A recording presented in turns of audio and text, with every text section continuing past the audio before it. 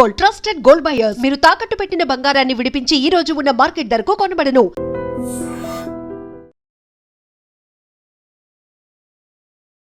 శత్రువు, దేవీపుత్రుడు, దేవి మనసంతా నువ్వే, వర్షం ఒక్కడు, నువ్వు వస్తా అంటే నేను వద్దంటాను, చెప్తా పోతే కొన్ని పదుల మంది స్టార్స్ని అందించిన చేతులు. కథా విషయంలో మీరు ఎలాంటి జాగ్రత్త తీసుకున్నారో ఆ సోల్ పాయింట్, దాని ప్రాబ్లం ఏంటి అనేది నేను చెప్పనండి. ఓకే చెప్పొద్దు. టీజర్ చూస్తుంటే గూస్ బంప్స్ వస్తున్నాయి. ఓపెన్గా అడుగుతున్నాను, దేవికి ఈ సినిమా అనుకోవచ్చా? దానికి దీనికి సంబంధం లేదు. చిరంజీవి గారి ఒక సినిమాని చూసి అదే సినిమా కథని జస్ట్ క్యారెక్టర్స్ మార్చి వెంకటేష్ గారికి బిగ్గెస్ట్ హిట్ ఇచ్చారు. ఇప్పుడున్న ఈ యంగర్ జనరేషన్కి ఆ సినిమా కథ తెలియదు. ఇలాన్ని చంపిన తర్వాత వెంకటేష్ గారు ఎస్ నేను గెలిచాను, ఇది నా విక్టరీ, ఇది నా తీర్పు అని చెప్పి ఇట్లా చేసి అరుస్తూ ఉంటారు. అదే షాట్ని తీసుకొచ్చి మీరు టైటిల్ కార్డుకు వాడారు. చూద్దామని ఎడిటింగ్ లేచి చూపిస్తానని చెప్పి వేస్తే నాకు గూస్ బంప్స్ వచ్చినాయి. ఒక్కడో సినిమాకి సంబంధించినంత వరకు గుణశేఖర్ గారు కథ రెడీ చేసుకున్నారు, మహేష్ బాబు గారు హీరోని ఫిక్స్. ఆ సినిమాని తీసే దమ్మున్న నేను ఈ కూడా మళ్ళీ వాడుతున్నాను. మా మహేష్ చాలా ముక్తసరిగా మాట్లాడతాడు. బాగున్నారా, టిఫిన్ తిన్నారా, మంచి ఈ సీన్ ఉండదు అతను. టఫ్ ఫిల్మ్ అయినా కూడా ఒక్కడు చాలా సరదాగా జరిగింది. ఎందువల్ల దేవిపుత్రుడు ఫ్లాప్ అయింది అనుకుంటున్నారు? నాకు నచ్చలేదు. రీజన్ ఏంటంటే మీకు అర్థమైందా? ఇప్పుడు దాకా అర్థం కాదు. ఆ రోజు మీరు వర్షం నేను మళ్ళీ తీస్తున్నాను అనగానే ప్రభాస్ గారి ఫాదర్ రియాక్షన్ ఒకసారి చెప్పండి. షాపులు పెట్టుకున్నప్పుడు ఒక్క మాట ఒక్కన తనకు తెలుసో తెలియక అనేసాడు, ఇది రైట్ అన్న బావా అని అడిగాడు. నేను మళ్ళీ వస్తానులే అని చెప్పేసి కారుకి వెళ్ళిపోయాను. నేను ఎప్పుడు ఆ ఫీలింగ్ ఇవ్వలే తనకి. ఒక క్వశ్చన్ అడుగుతాను, చాలా ఫ్రాంక్గా చెప్పాలి. మీరు ఆటా సినిమా షూటింగ్ నిజంగా అంత సజావుగా సాగిందా? ఆటా సినిమా విషయంలో నేనేం చెప్పాను అంటే, ఆట సినిమా ఇల్లు పెడితే ఆ అమ్మాయి అసలు అలిగింది నా మీద. త్రిష ఫోన్ల మీద ఫోన్లు చేసింది అంతే. మీరు ఎందుకంటే అడుగు ప్రభాస్ 5 నిమిషాలు పౌర్ణమికి లేట్గా వస్తే అలిగి వెళ్ళిపోయింది. తీసుకొచ్చాడు నన్ను. ఏంటి 5 నిమిషాలు లేట్గా వస్తే ఏంటి, అది పొద్దున్న వచ్చినట్టు నాకు ఆర్టిస్ట్ రాదు, ఎందుకు రాడు? నేను నువ్వు అనగలిగింది, ఒరే అనగలిగింది ఇండస్ట్రీలో చాలా మంది ఉన్నారు.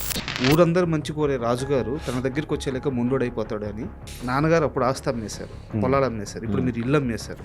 ఫ్యామిలీలో ఆ ఫేజ్లో ఎలాంటి సంభాషణ నడిచింది? నిజంగా భయపడలేదా? మొండితనంతోనే ముందుకెళ్ళారా? ఇప్పుడు కూడా నా ఫేజ్ ఇప్పుడు ఏదో టీజర్ రిలీజ్ అయిందని మనం సమరపడుతున్నాం. మీరు ఇందాక నుంచి ఇంటర్వ్యూకి వచ్చి డల్గా ఉంటున్నారు, మూడౌట్ అయిపోయారు. ఏంటి రీజన్? అసలు ఇంట్రెస్ట్గా లేరా? అంటే ఉందా లేదా అని చూస్తున్నాను. అంటే మీరు నన్ను గౌరవంగా పిలిచారు, వచ్చాను. వచ్చిన తర్వాత మీరు డబ్బులు అడుగుతాను. నన్ను డబ్బులు ఉంచండి కదా, మీకు తెలియాలి, లోకానికి తెలియాలి. ముండి పట్టు పడుతున్నా. నేను ఎప్పుడు చూడలే నా లైఫ్లో. కెమెరా ఆఫ్ మాట్లాడదామంటే మీరు వినట్లేదు. తప్పు కదా. కెమెరా ముందే చెప్తున్నాను, నేను డబ్బులు అడిగాను. ఎందుకు అడిగానంటే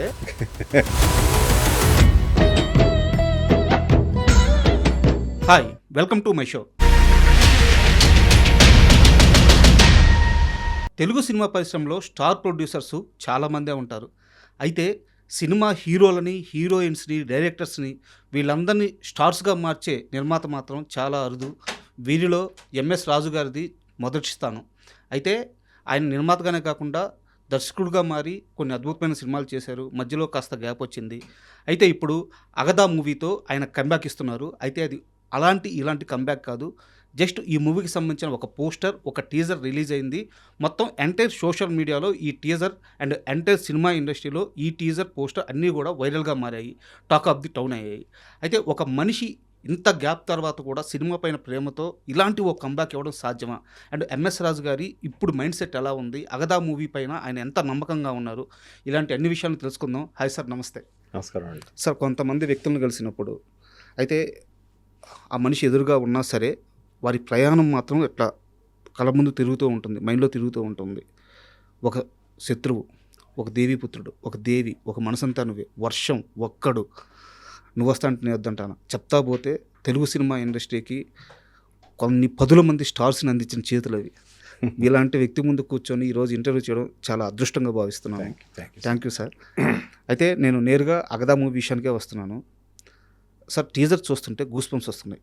ఒకటే మాట, ఎందుకంటే ముందుగా ఆ ఫ్రేమింగ్స్, టీజర్ ఎక్సలెంట్గా ఉంది కథపరంగా, ఓకే. బట్ ఆ మేకింగ్, ఎంఎస్ రాజు గారు ఇంత గ్యాప్ తర్వాత వచ్చి సినిమా విషయంలో ఇంత అప్డేట్ అయి ఉన్నారా? టెక్నికల్గా ఈయన ఇంత పట్టు సాధించున్నారా?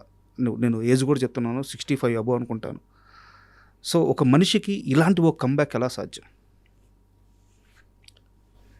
It's only called confidence and conviction అంతేనండి ఇది. ప్లస్ యాక్చువల్గా ఏంటంటే మధ్యలో నాకు ఒక గ్యాప్ వచ్చింది. ఎందుకు వచ్చిందో అనేది పక్కన పెడితే 4-5 ఏళ్ల క్రితం డర్టీ హరి అనే ఫిల్మ్ని సార్ నేను చేశాను. నాది స్టోరీ స్క్రీన్ ప్లే అంతా మొత్తం చేసింది. చేసినప్పుడే అది రీచ్ కాలేదంటే థియేటర్స్కి రీచ్ కాలేదు because of some Covid situations వల్ల అది సినిమా రీచ్ కాల. చాలా బాధపడ్డా, ఎందుకంటే కొంచెం హార్డ్ వర్క్ చేసిన సినిమా అది. ప్లస్ మోడర్న్గా లేటెస్ట్ టెక్నిక్తో ఉంటుంది, లేటెస్ట్ యాక్టర్స్ కానీ అది కానీ వాళ్ళు చేసే ఇదిగా ఎక్స్ప్రెషన్స్ కానీ అవి కూడా. బట్ ఓటీటీ మీద బిగ్ హిట్, ఓటీటీలో చాలా మందికి రీచ్ అయింది మూవీ. అది బాగా ద హోల్ వరల్డ్ వాచ్. అప్పటి నుంచి ఆ కాన్ఫిడెన్స్ లెవెల్స్ ఓకే, మనం గ్యాప్ వచ్చింది కానీ మనం ఏదో ఒక రొమాంటిక్గా కొంచెం ఎక్కువ ఉన్నా కూడా మనం ఒక డిఫరెంట్ కైండ్ ఆఫ్ మూవీని మంచి మేకింగ్తో చేయగలిగాను నేను అనే ఉద్దేశం దగ్గర నుంచి ఇంకా అక్కడి నుంచి మళ్ళీ ఒక ఎరా స్టార్ట్ చేద్దాం అని మెల్లమెల్లగా స్టార్ట్ చేసుకుంటా మధ్యలో 1-2 ఫిల్మ్స్ చేశాను మీకు తెలిసినవి. తర్వాత ఇప్పుడు అగదా అనే దానికి వచ్చాను. సార్ అసలు యాక్చువల్గా అగదా అనే మీనింగ్ ఏం సార్? అగదా అనేది ఇప్పుడు ఏం చెప్పకూడదండి, ఇప్పుడు ఏం చెప్పకూడదు. అంటే అది యాక్చువల్గా సాంస్క్రిట్లో కానీ ఇప్పుడు మీరు ఏదైనా if you just want go in to the డిక్షనరీకి వెళ్ళి చూడండి మీరు అగదా అంటే ఏంటో, అదొక మీనింగ్ ఉంటుంది. సో ఆ మీనింగ్ మీరు చూడండి, నేను చెప్తే కరెక్ట్ కాదు, మీరు చూడండి. చూసిన తర్వాత ఆ మీనింగ్కి సినిమాలో ఉన్న పేరుకి సంబంధం ఏదైనా ఉందా లేదా అనేది మీరు సినిమా చూసి చెప్పాలి. అంటే యాక్చువల్గా ఎందుకు అడిగానంటే నేను ఎందుకంటే మీకు స్పూన్ ఫీడింగ్ ఇవ్వలేను నేను ఇప్పుడు. మీరు అడిగిన ప్రశ్న కల్లా నేను అవునండి ఇది ఇదండి అదండి ఇది చెప్పేస్తే మీకు ఇంట్రెస్ట్ పోతుంది. సార్ మీరు ఇందాక నుంచి ఇంటర్వ్యూకి వచ్చి డల్గా ఉంటున్నారు, మూడౌట్ అయిపోయారు, ఏంటి రీజన్? అసలు ఇంట్రెస్ట్గా లేరా? అదే అంటే ఉందా లేదా అని చూస్తున్నాను, ఇంటర్వ్యూ చేయాలి లేదా అని చూస్తున్నాను. ఎందువల్ల సార్? అంటే మీరు నన్ను గౌరవంగా పిలిచారు, వచ్చాను. వచ్చిన తర్వాత మీరు డబ్బులు అడుగుతాను నన్ను. సార్ ఇప్పుడు డబ్బులు ఉంచండి కెమెరా, మీకు తెలియాలి, లోకానికి తెలియాలి. మీరు ఎందుకు డబ్బులు అడిగారు నన్ను, ఏంటి అవసరం మీకు? అంత అవసరం అయితే మీరు ఇక్కడే అడిగేశారు అందరి ముందు. మీరు అదే ఇంటికి నన్ను వస్తే డబ్బులు అంటే ఇచ్చేవాడు, కానీ ఏంటి మీ రీజన్ ఏంటి, మీకున్న ప్రాబ్లం ఏంటి? ఏదైనా కావాలంటే హెల్ప్ అడగండి చెప్తాను, కానీ మరి కెమెరాల ముందు అడిగే డబ్బు అడిగేస్తారండి నన్ను. మరి మీరు ముండి పట్టు పడుతున్నారు. నేను ఎప్పుడు చూడలే నా లైఫ్లో, ఇన్ని ఇంటర్వ్యూస్ ఇచ్చాను కానీ ఎప్పుడు నన్ను డబ్బు అడగడం ఇప్పుడు నేను చూడలే. లేదు సార్, కెమెరాలు ఆఫ్ మాట్లాడదామంటే మీరు వినట్లేదు. పర్లేదు లేదు ఆన్లో ఉంచండి, దీనికి కారణం చెప్పండి ఫస్ట్. సో నేను కెమెరా ముందే చెప్తున్నాను, నేను డబ్బులు అడిగాను. ఎందుకు అడిగానంటే తప్పు కదా, బట్ తప్పు, నేను డబ్బులు అడిగాను. ఎంత అడిగాను సార్ మిమ్మల్ని చెప్పండి, కెమెరాలు రికార్డ్ అవుతుంది కదా, చెప్పండి ఎంత అడిగాను మిమ్మల్ని? నేను వద్దులేండి, 10 రూపాయలు అడిగాను. 10 రూపాయలు అడిగాను. అది అడిగిన తప్పే కదా. మీరు ఎందుకు అడిగానంటే సార్, మీ చేతులు పడ్డాక మహేష్ బాబు సూపర్ స్టార్ అయ్యారు, మీ చేతులు పడ్డాక ప్రభాస్ రెబల్ స్టార్ అయ్యారు, ఇప్పుడు పాండ్యా స్టార్ అయ్యారు. ఒక త్రిష కానీ, ఒక సిద్ధార్థ్ కానీ, ఎంతమంది స్టార్స్ సార్, వీళ్ళందరూ, ఒక ప్రభుదేవ పెద్ద డైరెక్టర్ అయిపోయారు ఆయన.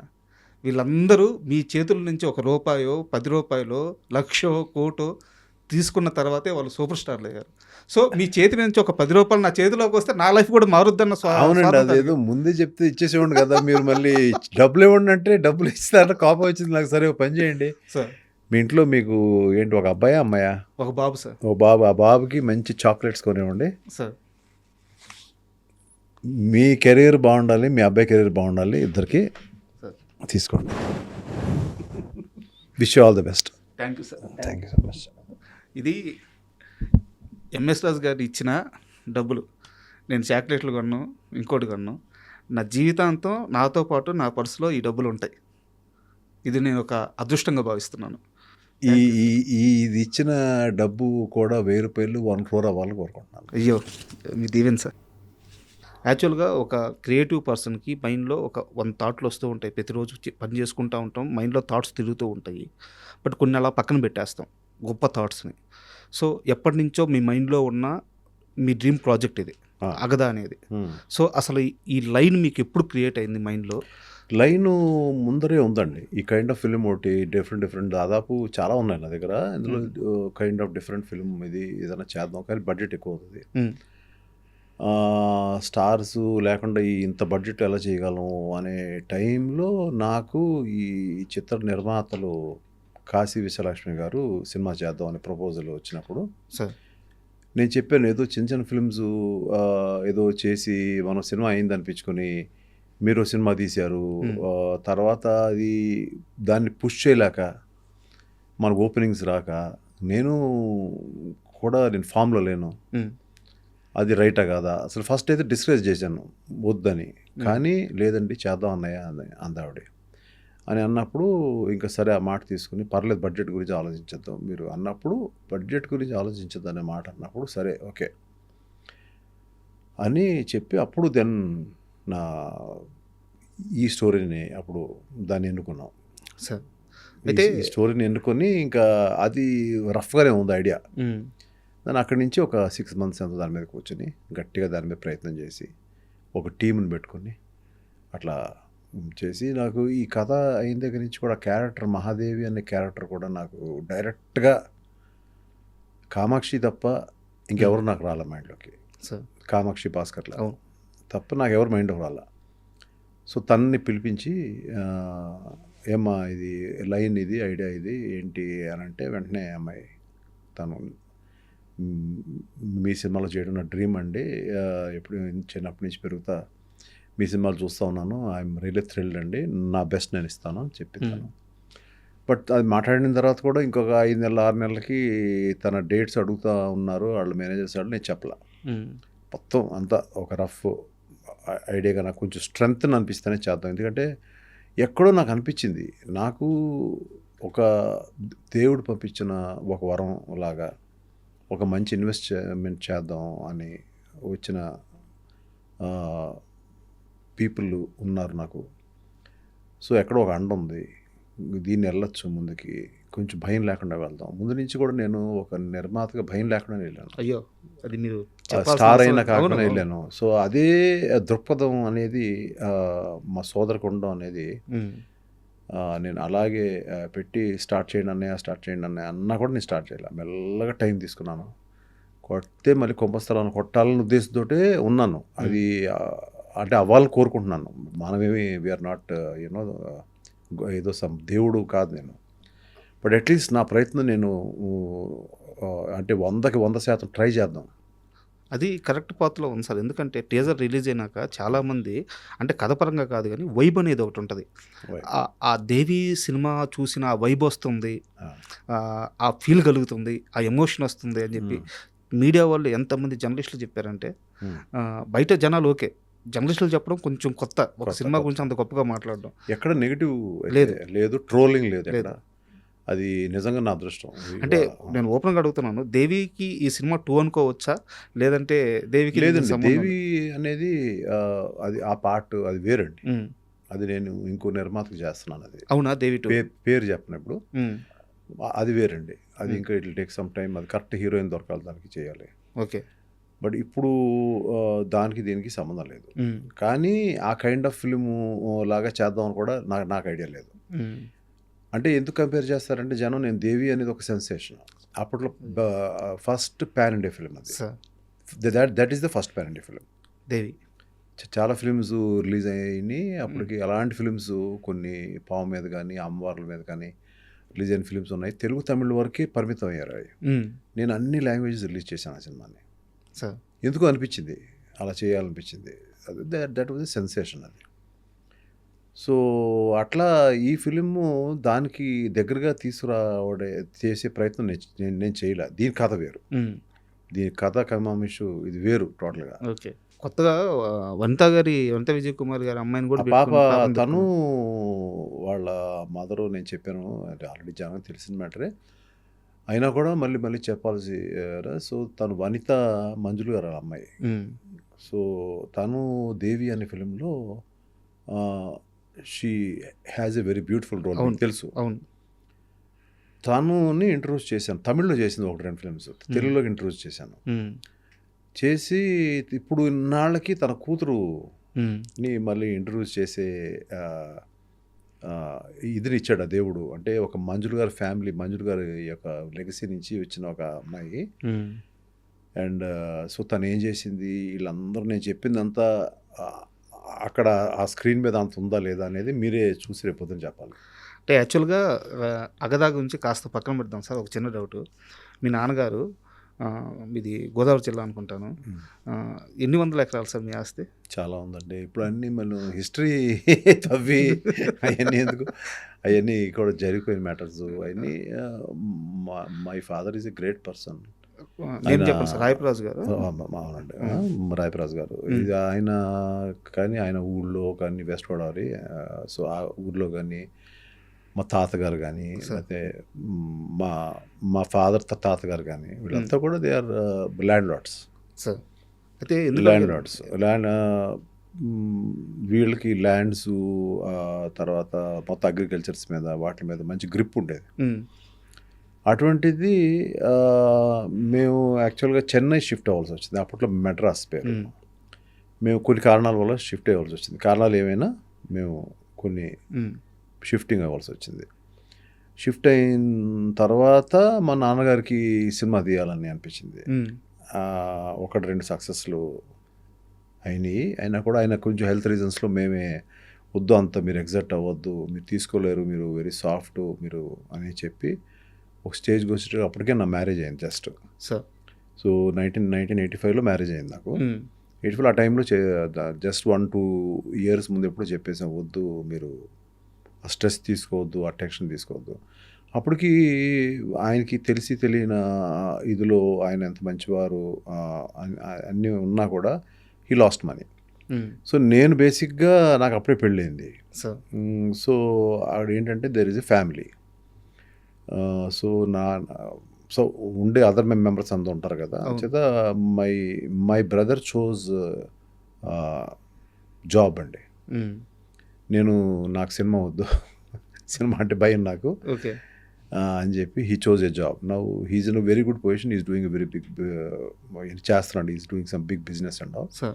సో తను వేరే సెటిల్ అయ్యాడు. నేను ఇటు సినిమా ఇండస్ట్రీకి, ఇక్కడ మా నాన్నగారు ఏం పోగొట్టుకున్నారు, పేరు పోయి ఉండొచ్చు, కొంత పేరు పోలేదు. ఎందుకు పోలేదంటే పేరు చిరంజీవి గారితో 2 సినిమాలు చేశారండి. అందులో ఆడిని కూడా సినిమాలు ఆడలేదండి, ఆ 2 ఆడలేదు. బట్ చాలా ఫ్యామిలీ ఫ్రెండ్స్ అండి. అప్పుడు చాలా మందికి తెలియని విషయం ఏంటంటే మేమందరం వీఆర్ వెరీ క్లోజ్ యాక్చువల్లీ.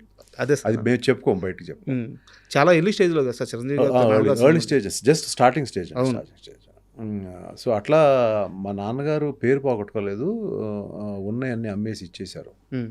అంటే మనం అప్పు ఉండకూడదు, లేకపోతే ప్రాబ్లం ఎవరైనా నా వల్ల ఇబ్బంది పడిన వాళ్ళకి వెనక్కి ఇచ్చేయాలి అనేది ఇచ్చారు. అక్కడ మేము కూడా అసలు ఎందుకు అలా చేయాలి, ఏదో వాళ్ళకి ఎగ్గొట్టేద్దాం, ఇవన్నీ మాకు ఉండవు కదా ఆస్తులు, ఆ మాట మేము ఎవరు మాట్లాడలేదు సార్. నాతో పాటు నా వైఫ్ అప్పుడే క్లోజ్, తను కూడా ఒక్క మాట మాట్లాడలేదు. అయినా కూడా ఆయన పరువు బాగుండాలనే ఉద్దేశంతో అన్నీ. So we were in a bad position. అప్పుడు ఆ టైంలో నేను అదేదైతే లెగసీ ఉందో ఆ లెగసీని అందుకున్నాను ఇమీడియట్గా. సో అక్కడి నుంచి మెల్లమెల్లగా నా కెరీర్ స్టార్ట్ అయింది. అంటే ఎందుకు అడిగాను సార్ ఈ ప్రశ్న, నాకు నేను చేసుకున్న రీసెర్చ్ నాకు తెలిసింది ఏంటంటే కొన్ని వందల ఎకరాలు జమీందార్ అంటే ఒక రాజు కుటుంబం లాంటి ఫ్యామిలీ ఎందుకు మద్రాసు వెళ్ళాల్సి వచ్చింది అయితే నాకు తెలియదు. బట్ అక్కడికి వెళ్ళినాకైతే కొంత ఆర్థిక సమస్యలు ఎదురైనాయి అని చెప్పి తెలిసింది అనమాట. ఇంత ఆస్తుల్ని 100 ఎకరాలను ఇక్కడ వదిలేసి మద్రాసుకి ఎందుకు వెళ్ళారు తెలుసుకోవడానికి అడిగాను. అంటే యాక్చువల్గా మా sister she cannot speak, okay, she cannot here అండి సార్. సో మా ఫ్యామిలీ అంతా కూడా తనకి ఏదన్నా చేయాలి, బికాజ్ అది చాలా ఇబ్బందికరమైన స్టేజ్ అండి. She cannot hear, she cannot speak అనేది. సో తన్ని స్కూల్లో, అక్కడ స్కూల్ ఉంది, okay, deaf and dumb school ఉంది, ఇప్పటికే ఉంది అది.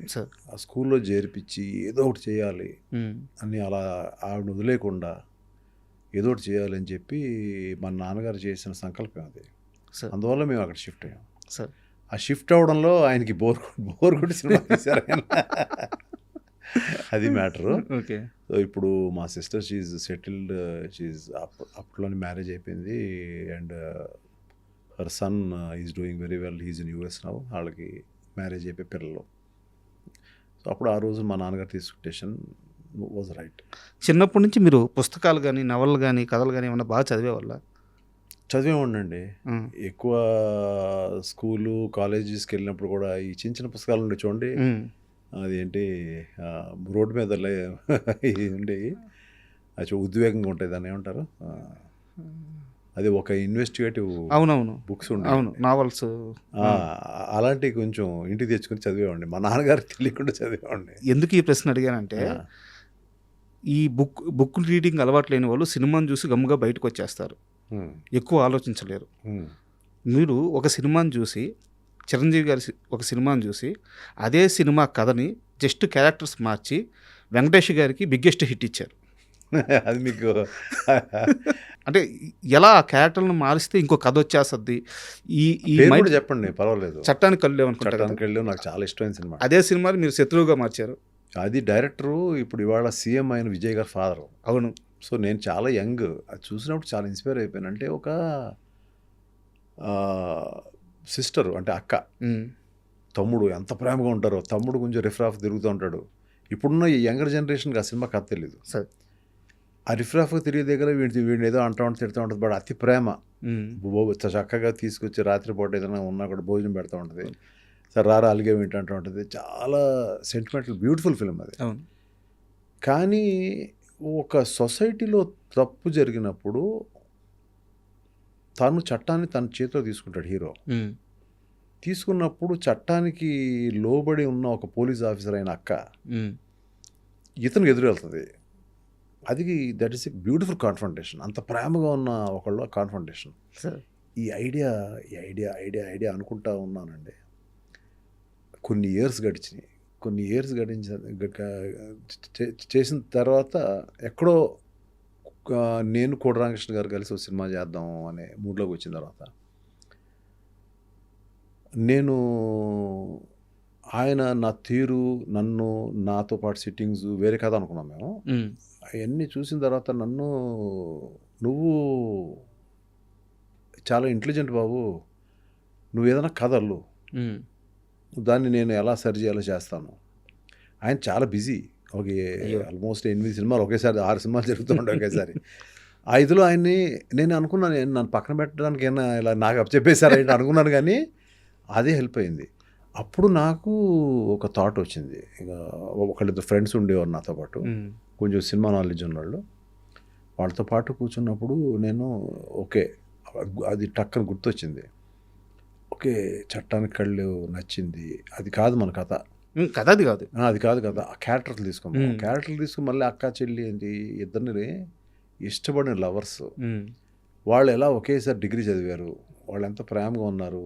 వీడికి ఆ క్యారెక్టర్, హీరో క్యారెక్టర్కి కనుక డబ్బులు లేకపోతే ఈ అమ్మాయి డబ్బులు అడ్జస్ట్ చేసేది. అంటే ఒక బ్యూటిఫుల్ సీక్వెన్సెస్ అన్నీ తీసిన తర్వాత ఒక దగ్గర ఎక్కడో వచ్చేటప్పటికి ఇలాంటి ఒక సిచ్యువేషన్ హీరోకి ఎదురైనప్పుడు, చట్టాన్ని తన చేతిలో తీసుకున్నప్పుడు ఆ అమ్మాయి పోలీస్ ఆఫీసర్ అవుతుంది. ఆ టైంలో తను ఇద్దరికి మధ్యన క్లాష్.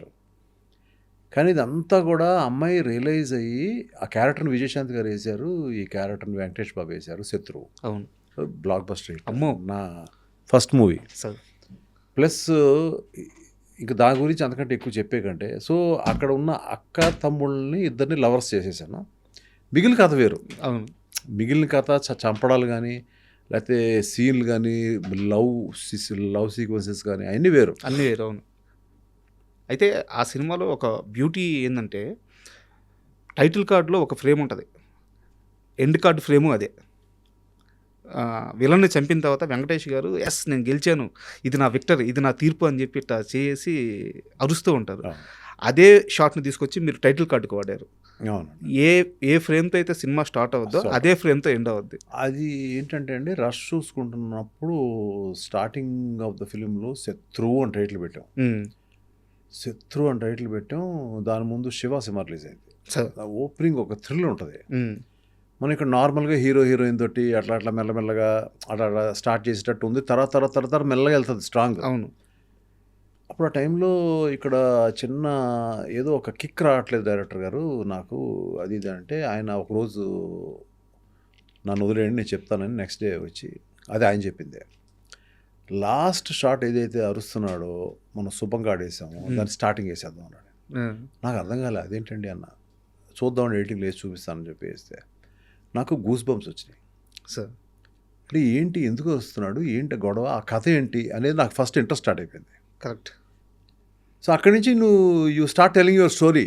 మెల్లగా ఒక్కొక్క క్యారెక్టర్ని రివీల్ చేయడం, ఏ సినిమాలోనూ ఒక్కొక్క క్యారెక్టర్ని మెల్లమెల్లగా ఫస్ట్ క్యారెక్టరేషన్స్ అర్థం అవ్వాలి కదా. అవును అవును. మనం ఎప్పుడు కూడా ఫస్ట్ 40 నిమిషాలండి కథలోకి వెళ్ళడానికి లేట్ అయిందండి, లేకపోతే ఫస్ట్ 20 నిమిషాలు లేట్ అయింది అంటారు. కథలో ఉన్న క్యారెక్టర్స్ రేపు పొద్దున్న ఏదైతే టేక్ ఆఫ్ అవుతున్నాయో, ఫ్లై అవుతాయో, వార్ చేసుకుంటాయో అవన్నీ అర్థం అవ్వాలి కదా ఫస్ట్. అవును.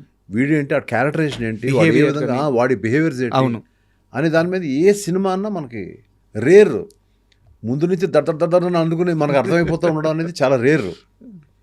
అయితే ఇది కదా స్క్రీన్ ప్లే అంటే, ఈ టచ్ కదా స్క్రీన్ ప్లే అంటే. కోడి రామకృష్ణ గారి దగ్గర నుంచి ఎంఎస్ రాజు గారు ఏం నేర్చుకున్నారు?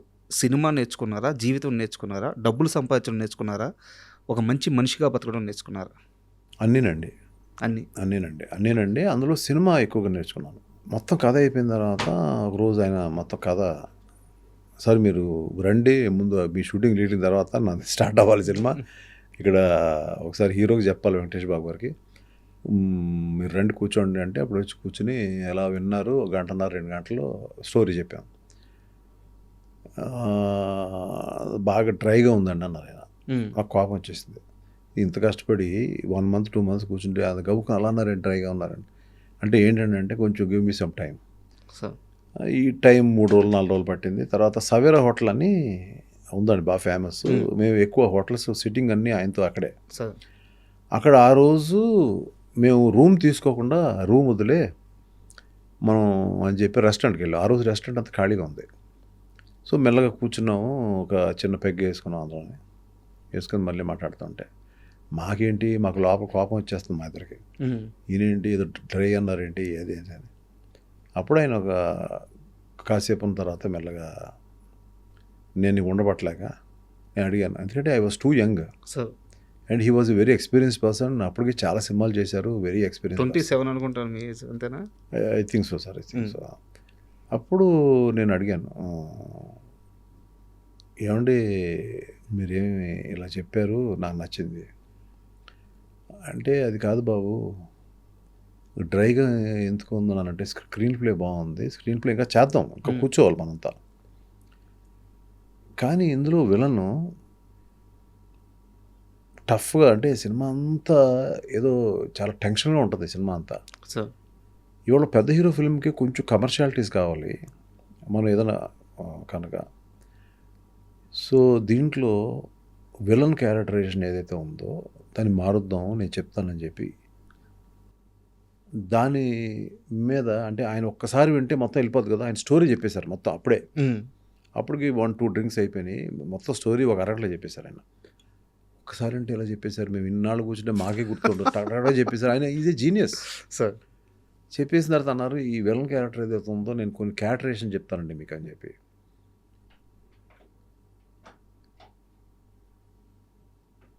ఈ ఫోన్ ఎవరు కనిపెట్టారండి బాబు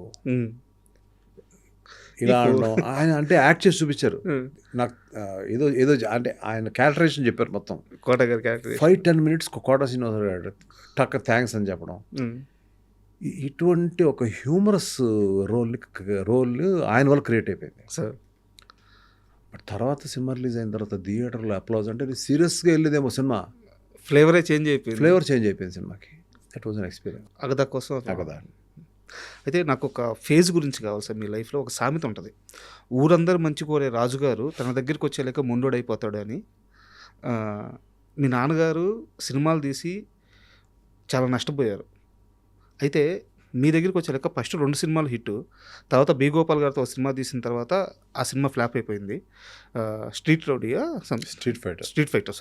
ఫైటర్. మళ్ళీ అప్పుడు మీరు ఎంతో ఇష్టపడి కొనుక్కున్న ఇల్లును అమ్మేయాల్సి వచ్చింది. నాన్నగారు అప్పుడు ఆస్తి అమ్మేశారు, పొలాలు అమ్మేశారు, ఇప్పుడు మీరు ఇల్లు అమ్మేశారు. ఫ్యామిలీలో ఆ ఫేజ్లో ఎలాంటి సంభాషణ నడిచింది? నిజంగా భయపడలేదా? మొండితనంతోనే ముందుకెళ్ళారా? అసలు భయం అనేది మా డిక్షనరీలో లేదండి. ఇప్పుడు కూడా నా ఫేజ్, ఇప్పుడు ఏదో టీజర్ రిలీజ్ అయిందని మనం సమరపడుతున్నాం, దాని ముందు కూడా ఎప్పుడన్నా మీరు విన్నారా? రాజుగారు భయపడ్డా వినలేదు. Will be just waiting for the chance.